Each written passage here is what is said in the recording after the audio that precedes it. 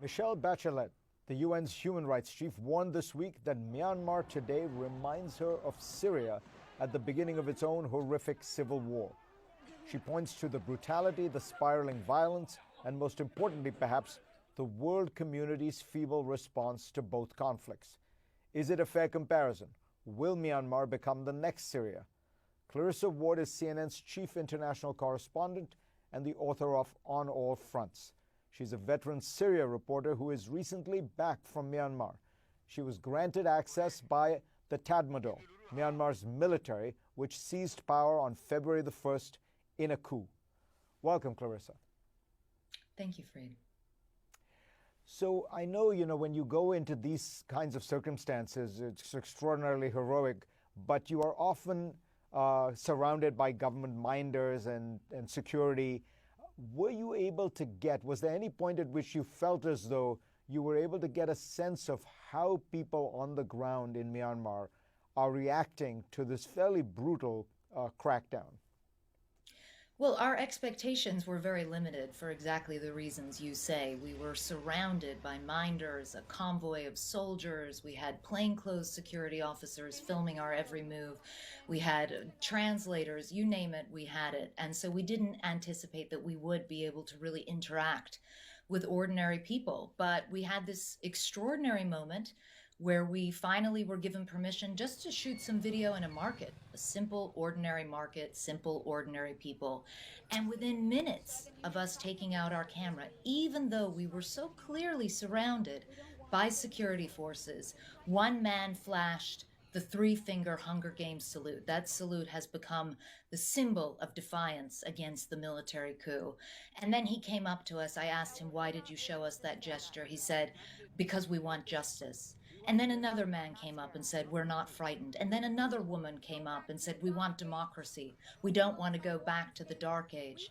And there was this profoundly humbling and moving moment where I suddenly heard the entire market was galvanized with the sound of people banging pots and pans. That's, of course, a sort of old tradition to ward off evil spirits, but it's become the signature sound of resistance in Myanmar. And I was so struck by the extraordinary courage of people who were able to demand democracy and dignity, even standing right in front of our junta minders and guards. Now, we do know that the Chinese and the Russians have supported the military. What's striking to me is even the neighboring democracies like India and Indonesia have not raised any protests. It seems as though the military has the external support that they need, or certainly no real external pressure.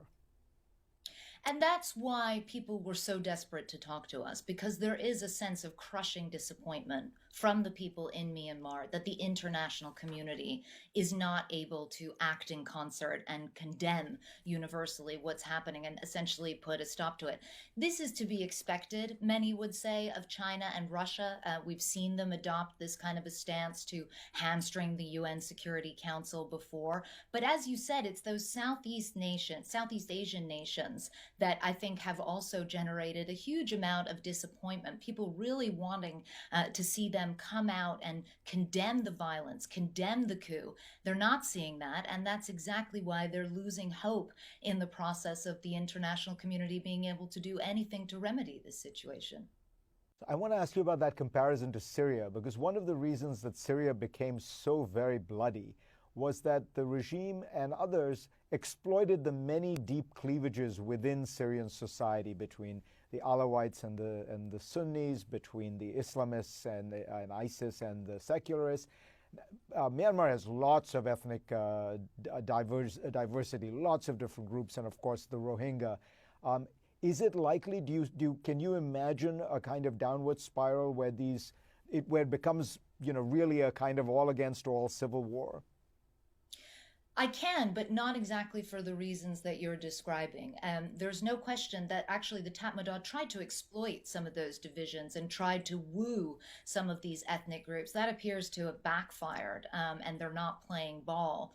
But when I look at the scenes that I saw of ordinary people who are basically willing to risk everything, march into a hail of bullets to demand democracy and to demand dignity, and when I look at a regime that is essentially willing to kill its way into victory, to destroy its own country, to protect its own interests, and then you also have the complexity of many different ethnic groups. And on top of that, the sort of ineffectiveness of the international community standing on the sidelines, wringing its hands, issuing statements and condemnations, but not really being able to effect any forceful kind of robust action.